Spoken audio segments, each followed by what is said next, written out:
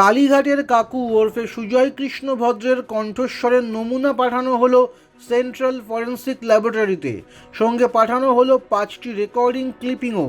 ED সূত্রে খবর, সুজয় কৃষ্ণের কণ্ঠস্বরের সঙ্গে মিলিয়ে দেখার জন্যই রেকর্ডিং ক্লিপিংগুলো পাঠানো হয়েছে।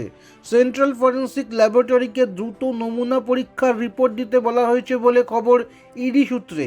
প্রায় 4.5 মাস ধরে এসএসকেএম হাসপাতালে ভর্তি আছেন কাকু। তিনি গুরুতর অসুস্থ হওয়ায় এসএসকেএম তাকে ছুটি দিতে পারছে না। এমনকি জোকার ইএসআই হাসপাতালে গিয়ে কণ্ঠস্বরের নমুনা দেওয়ার ক্ষেত্রেও এসএসকেএম হাসপাতালের ডাক্তারেরা আপত্তি করেছিলেন বলে ইডির অভিযোগ। সম্প্রতি বিচারপতি সিংহ প্রাথমিক নিয়োগ মামলায় রুদ্ধদ্বার শুনানি করে নির্দেশ দেন সেদিন রাতের মধ্যেই কাকুর কণ্ঠস্বরের নমুনা নিতে হবে। হাইকোর্টের নির্দেশ অমান্য করলে এসএসকেএম হাসপাতালের বিরুদ্ধে কড়া ব্যবস্থা নেওয়ার হুঁশিয়ারি দিয়েছিলেন বিচারপতি। তারপরে সেই রাতেই জোকা ইএসআই হাসপাতালে নিয়ে গিয়ে সুজয় কৃষ্ণের কণ্ঠস্বরের নমুনা সংগ্রহ করা হয়েছে।